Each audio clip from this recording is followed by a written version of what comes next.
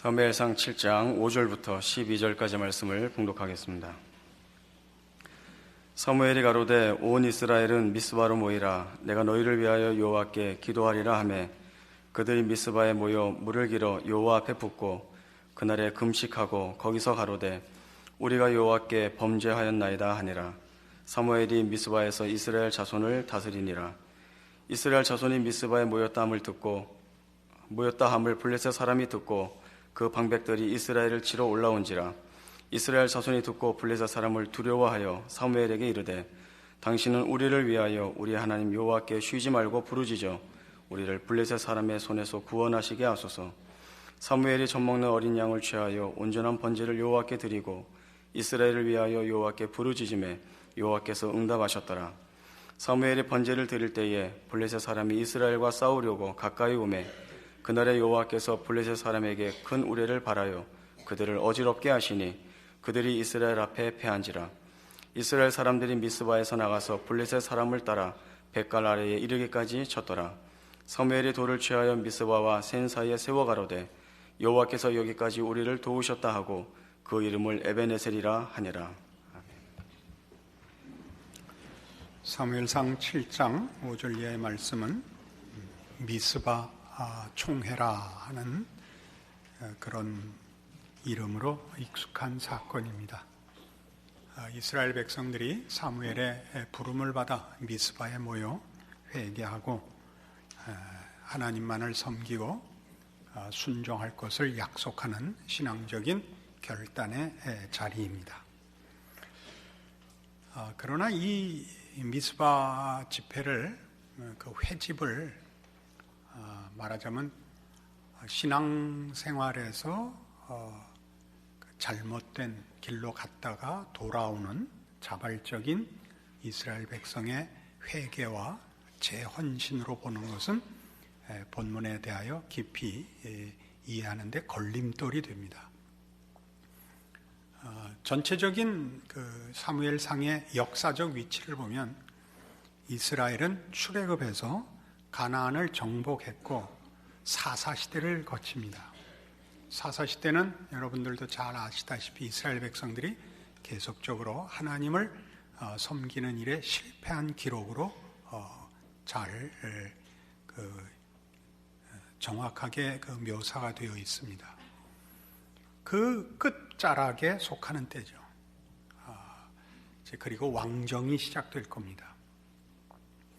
이스라엘은 하나님과의 믿음으로 맺어진 언약 백성입니다. 하나님만을 섬기고 하나님의 백성으로 살아야 할 것을 하나님 앞에 요구받고 또 그렇게 합의한 백성입니다.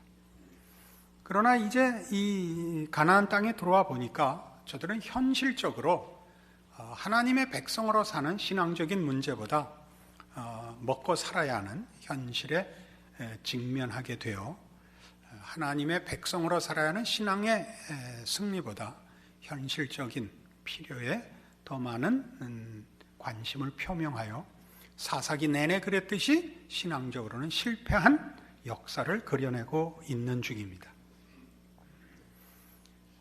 지금도 절실한 문제가 뭐냐면 블레셋을 대표로 하는 주변 국가들의 군사적 위협입니다. 가나안 땅이 비옥한 땅인 것은 사실이지만 여기에서 자기네가 가꾸고 결실한 그 수확물을 아차하면 이웃 민족에게 빼앗기고 수탈당할 뿐만 아니라 나라 전체가 정치적으로 제압을 받는 일들을 지금 반복하고 있는 중입니다. 그들이 가진 일종의 명분으로서의 신앙과 현실로서의 신앙 사이에 갈등과 괴리를 겪고 있는 중입니다. 하나님을 믿고 하나님만 섬긴다는 것이 현실적으로도 답이 되는가 하는 문제가 오늘 미스바 사건입니다. 앞에 7장 1절을 보시면 그 괴를 뺏겼다가 괴가 벳세메스로 돌아오고 그래서 기럇 여아림으로 돌아온 짤막한 기록이 있습니다. 7장 1절 보죠. 기럇 여아림 사람들이 와서 여호와의 궤를 옮겨 산에 사는 아비나답의 집에 들여놓고 그 아들 엘리야사를 거룩히 구별하여 여호와의 궤를 지키게 하였더니 궤가 기럇 여아림에 들어간 날부터 20년 동안을 오래 있은지라 이스라엘 온 족속이 여호와를 사모하니라. 그러니까 이 블레셋의 포로로 잡혀갔던 하나님의 궤가 이제 벳세메스로 돌아오고 벳세메스에서 기럇 여아림으로 다시 옮겨졌는데 거기서 20년간을 있었답니다. 근데 아마 그 기간 동안에도 블레셋을 비롯한 주변국들과의 군사적 충돌은 계속 있었던 것으로 보입니다. 그러니까 여기 2절에 있는 바와 같이 이스라엘 온 족속이 여호와를 사모했다 하는 것은 말하자면 이제 자기네가 실패한 전쟁에서 포로된 언약궤가 그 블레셋에 가서 어떻게 하나님의 영광을 드러내고 승리를 쟁취하고 돌아왔는가는 잘 알고 있는 일이고, 기럇 여아림에 돌아와서 아마 그 지경은 하나님의 보호 가운데 있는 것을 보았음직합니다.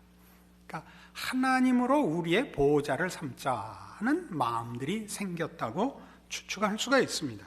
그러자 사무엘이 이스라엘 온 족속에게 일러서 너희가 전심으로 여호와께 돌아오려거든, 이게 3절입니다. 이방신들과 아스타롯을 너희 중에서 제하고 너희 마음을 여호와께로 향하여 그만 섬기라. 너희를 블레셋 사람의 손에서 건져내시리라. 그 현실적인 답으로서 여호와를 섬길 것을 요구하고, 이스라엘 백성도 지금 하나님을 섬기는 게 유일한 해결책이겠다 이렇게 생각을 하고 있는 것과 맞아떨어지는 것을 얘기하고 있습니다. 그러니까 지금 이스라엘은 우리가 아는 것 같은, 나중에 이스라엘의 모습 같은 신앙의 여러 경험을 쌓고 우여곡절 끝에 괜찮은 신앙의 자리에 가 있는 정도가 아닙니다. 지금 아직도 초기고 하나님에 대한 신앙적인 이해와 그 결단이 매우 부족한 초기 단계에 있다는 것을 미루어 짐작할 수가 있습니다.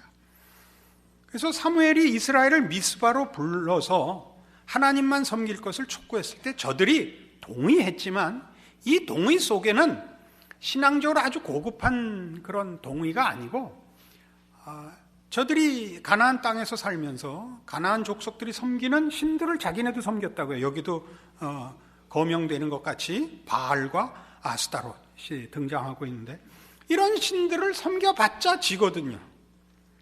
그 이방 민족에게 지고 있으니까 이제는 할 수 없이 하나님밖에 남은 이가 없다쯤 되는 정도입니다. 그래서 이제 하나님만 섬기기로 했는데 미스바에 이스라엘 백성이 모였다는 소식을 듣고 블레셋이 또 쳐들어옵니다. 그러니까 다급해졌죠. 그래서 여기 8절에 있는 대로 사무엘에게 이르되 당신은 우리를 위하여 우리 하나님 여호와께 쉬지 말고 부르짖어 우리를 블레셋 사람의 손에서 구원하시게 하소서. 그래서 현실적으로 하나님을 믿고 하나님을 의지한다는 것이 가치가 있느냐, 답이 되느냐라는 문제에 매달리게 됩니다. 그리고 하나님이 이 부르짖음에 응답하셔서 우레를 바라여 블레셋 사람들을 패죽게 했다 하는 것이 오늘의 내용입니다. 그러니까 이 내용에서 핵심되는 강조점은 뭐냐 하면, 이스라엘 백성은 블레셋을 물리칠 군사적 정치적 힘이 없었다 하는 것입니다. 그리고 하나님이 블레셋을 물리칠 때 애국 군대를 불러왔거나 무슨 로마 군대를 불러왔거나, 이 시대는 로마 시대는 물론 아닙니다만 불러온 게 아니라 우레를 발해서 블레셋을 물리쳤다라는 건 다 무슨 얘기냐 하면, 이 세상적 가치와 질서가 전부가 아니다 하는 얘기를 성경이 하고 싶은 것입니다. 세상이라는 것은, 전쟁은 더 강한 자가 이기는 법이고, 사회의 안녕이라는 것은 정치적, 경제적, 사회적 여러 조건으로 인하여 생기는 결과라 하는 것이 이 세상의 법칙이요, 이 세상의 질서입니다. 그러나 지금 이 사무엘상 7장 미스바 사건을 통해서 성경이 언급하려는 것은 그 보이는 것과 보이는 질서가 전부가 아니고 하나님의 통치와 하나님의 반전이 있다 이거죠. 기도했다라는 것은 이 전쟁을 이기는 방법으로서는 아무짝에도 쓸모없는 것이죠. 그리고 그 블레셋을 우레로 물리쳤다는 것은 뭐 우레소리가 크게 났다라고 할지라도 그것은 말하자면 미사일을 쐈다든가 원자탄을 쐈다 하고는 다른 거지요. 그러니까 너희가 몸담고 사는 세계와 현실의 질서와 가치가 전부가 아니다. 하나님이 유일한 주권자시고 하나님이 마음을 먹기에 달린 문제다. 이런 얘기를 가르치려고 하는 것입니다. 이 문제가 왜 그렇게 중요하냐 하면 우리는 사실 지금 이 미스바에 모인 이스라엘과 방불한 신앙의 수준과 신앙의 현실 속에 있습니다. 이스라엘이 그랬던 것처럼 우리도 하나님에게 온전히 우리의 신앙을 바치기에는 현실적으로 어려움이 많고, 그렇다고 세상 사람들 같이 살자니 그건 또 그렇게 할 수도 없고 하는, 사실 그 성경에 나오는 것 같이 너희가 언제까지 두 사이에서 머뭇거리려느냐라는 하나님의 질타같이 그런 아슬아슬한 신앙생활하는 것이 현실이기 때문에 우리가 갖고 있는 신앙 고백이 가지는 명분을 현실적으로도 수긍하는 그 일이 절대적으로 필요한 줄 압니다. 거기에 이 사건같이 적합한 것은 없습니다. 마가복음 9장으로 가보십시다. 신약성경 마가복음 9장입니다.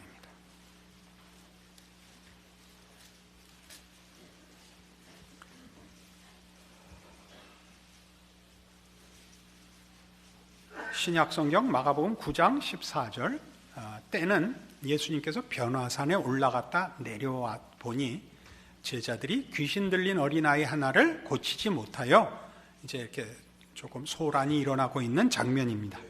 14절입니다. 저희가 이에 제자들에게 와서 보니 큰 무리가 둘렀고 서기관들이 더불어 변론하더니 온 무리가 곧 예수를 보고 심히 놀라며 달려와 문안하거늘 예수께서 물으시되 너희가 무엇을 저희와 변론하느냐? 무리 중에 하나가 대답하되 선생님, 벙어리 귀신 들린 내 아들을 선생님께 데려왔나이다. 귀신이 어디서든지 저를 잡으면 거꾸러져 거품을 흘리며 이를 갈며 그리고 파리하여 가는지라. 내가 선생의 제자들에게 내어 쫓아달라 하였으나 저희가 능히 하지 못하더이다. 대답하여 가라사대 믿음이 없는 세대여, 내가 얼마나 너희와 함께 있으며 얼마나 너희를 참으리요.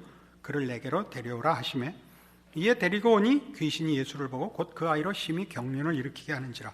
저가 땅에 엎드려져 굴며 거품을 흘리더라. 예수께서 그 아비에게 물으시되 언제부터 이렇게 되었느냐 하시니 가로되 어릴 때부터니이다. 귀신이 저를 죽이려고 불과 물에 자주 던졌나이다. 그러나 무엇을 하실 수 있거든 우리를 불쌍히 여기사 도와주시옵소서. 예수께서 이르시되 할 수 있거든이 무슨 말이냐?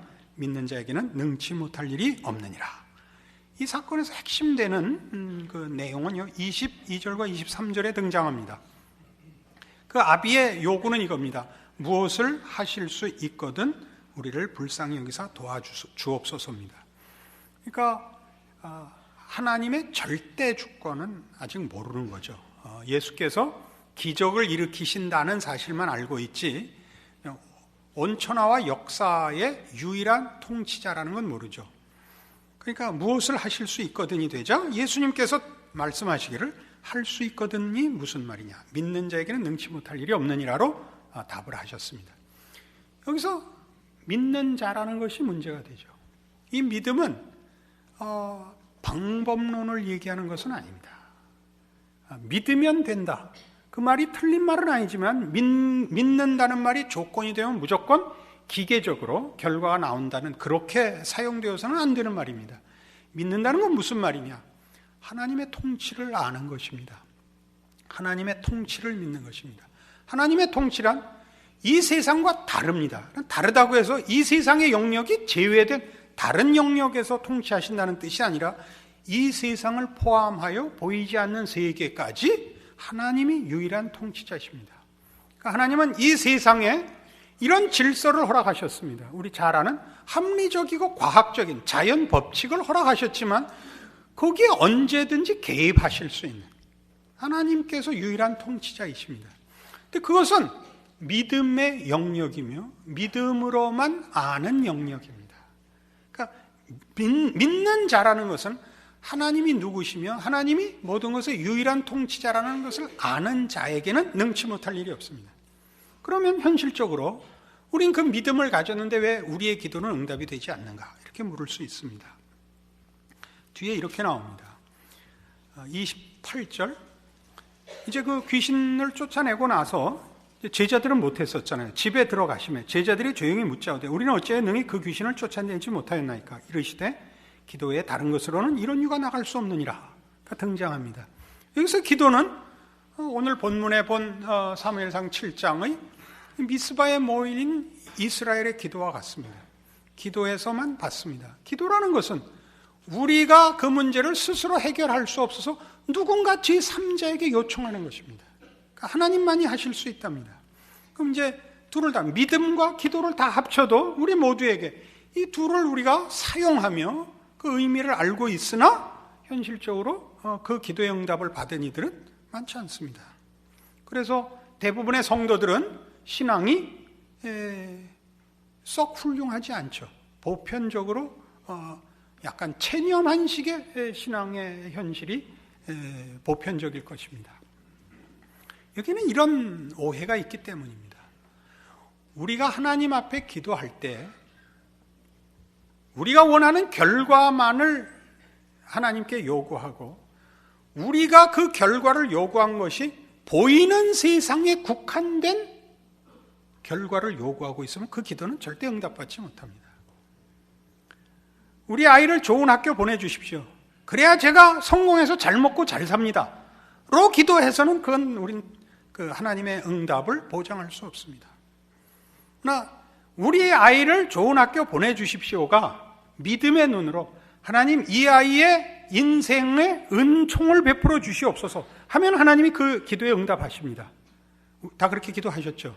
그러면 그게 좋은 학교라는 게 어느 학교 들어가는 것이 좋은 학교인지 그건 우린 모릅니다. 아시겠습니까?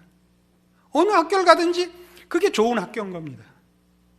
저는 2차 대학을 나온 사람입니다. 2차 대학이라는 건 1차 대학엔 일부러 놓은 게 아니고 하여튼 열심히 해서도 못 들어간 사람입니다. 그래서 좋은 학교 들어갔습니다. 사근동에 있는 하버드를 나왔습니다. 제 평생에 한 번의 실패가 있었다는 것은 적지 않은 짐이었고 열등감일 수 있었습니다. 그러나 그게 손해보게 되지 않았습니다. 저는 좋은 학교를 나왔습니다. 이해하시겠습니까? 여러분들의 지금 신앙의 이런 그 주눅듦, 체념, 이건 어디서 오냐면 여러분이 이 세상의 영역에 국한된 욕심으로서 신앙을 동원하고 있기 때문입니다. 그래서 여러분은 하나님의 하나님 되신 체험이 너무 없는 겁니다. 믿음의 눈으로 바라보시면 여러분의 오늘 이 자리에 있기까지 하나님이 여러분의 하나님 되심을 중단하신 적도 없고 하나님이 여러분의 기도에 응답하시지 않은 게 없습니다. 그게 이 꼴이란 말이냐? 그래, 우리 한번 따져봅시다. 이 꼴이라고요? 그렇게 얘기하시면 안 됩니다. 여러분의 연세에 오늘같이 좋은 날, 요 근래에 날씨 좋은 적 별로 없었는데 이날 땡땡이 치지 않고 교회 온다는 건 대단한 실력입니다. 근데 여러분이 이거를 감동과 감격과 혈서 쓰고 오시지 않았죠. 그냥 몽유병자같이 끌려오시지 않았습니까? 그냥. 그럼 우리는 다 그거는 별로 가치를 두지 않습니다. 우리는 이런 것을 감격하고 오고 눈물을 흘리고 와야 이것이 실감이 나고 실력이 있고 내용이 충실한 거라 생각하고 생각 없이 온 것은 아무것도 아닌 거라고 생각합니다. 그러면 아주 쉬운 예를 듭시다. 우리가 영어를 못하는 가장 큰 이유가 뭡니까? 들은 말을 해석한 다음에 영작을 해서 말을 해야 되죠. 그 말 물어본 사람이 가구 없죠. 그래서 늘 영어 회화를 못하는 겁니다. 영어를 잘한다는 것은 듣고 바로 나가야 잘하는 겁니다. 거기에 무슨 고민을 할 필요가 없습니다. 영작을 할 필요가 없죠. 안 그렇습니까? 여러분들이 하나님께서 여러분의 기도에 한 번도 응답하신 것 같지 않고 신통한 감격이 없는데 여러분은 아무 생각 없이 여기까지 영어가 네이티브 랭귀지인 것 같이 이렇게 쓱 와 있는 겁니다. 이거보다 센 건 없습니다. 여기 와서 막 눈물 흘리고 우는 사람보다 여러분이 훨씬 센 겁니다. 여기에서 말하자면 우리는 아직 믿음의 눈이 없는 겁니다. 요한복음 16장에 가시면 같은 내용을 주님께서 다른 식으로 설명한 것이 있습니다.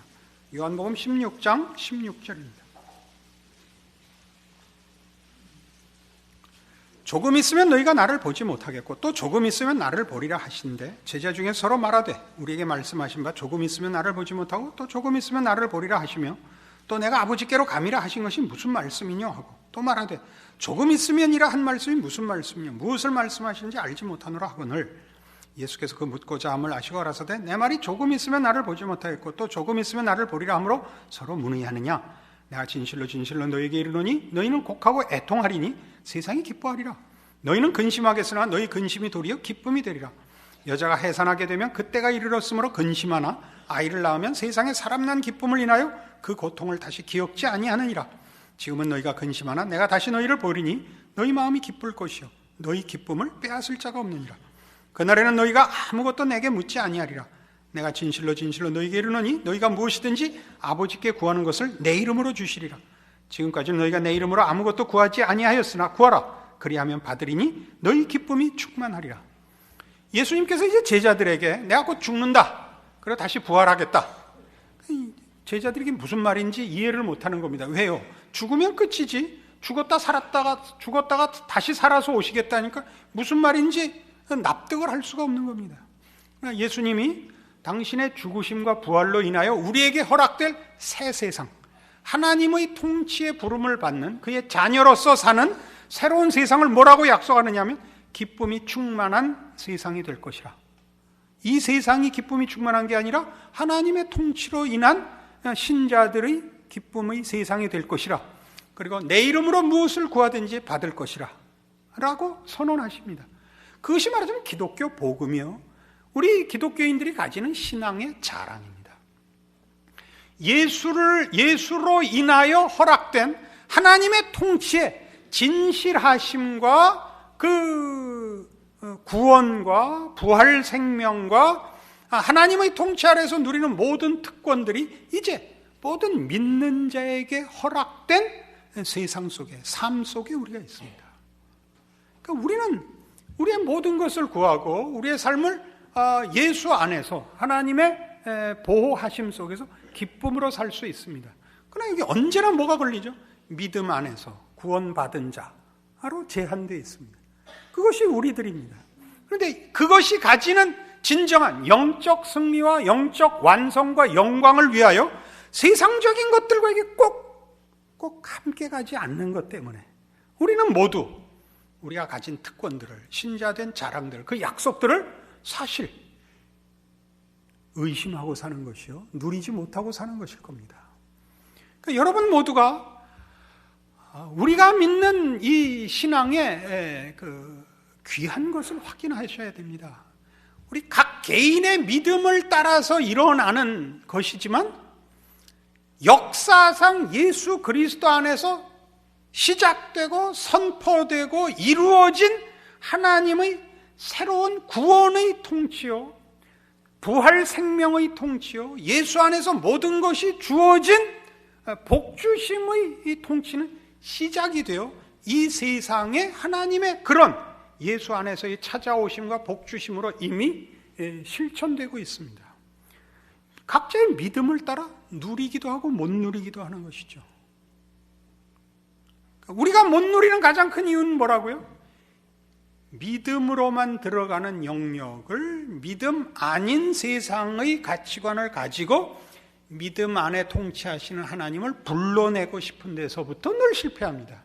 그리고 그 실패는 이스라엘의 실패였고 이제 이 미스바 이 회집에서 이 기적을 경험하고 하나님이 어떤 분이신가를 확인하고도 결국은 그 신앙이 무너져서 왕을 구하는 왕정으로 가게 됩니다. 우리 나중에 그 실패의 과정과 왕을 요구하는 것이 무엇을 의미하는가를 더 확인해 보겠습니다만은 우리의 생애 속에서 이 미스바 사건은 사실 중요한 것이 됩니다. 하나님을 섬기는 것은 우리에게 세상의 그 무엇과도 비교할 수 없는 안전책이며 현실적인 보상이며 영원히 신뢰할 만한 힘이 됩니다. 그게 여러분들입니다. 여러분들의 신자된 인생을 믿음 안에서 조명하시는 오늘의 이 말씀이기를 바랍니다. 기도하십시다. 하나님 아버지 은혜를 감사합니다. 하나님의 자녀로 살며 하나님을 의지하여 살며 믿음으로 살며 기도하여 응답받는 삶이 우리 자신인 것을 확인하였습니다. 세상의 것으로 세상 앞에 서려 하지 말고 하나님의 사람으로 세상을 살게 하사 기적의 길, 은총의 길, 거룩의 길, 감사의 길을 걷는 우리들 되게 하사 우리를 지켜보는 세상으로 하나님을 알게 하는 역사가 일어나는 인생 되게 하여 주시옵소서. 예수님 이름으로 기도합니다. 아멘.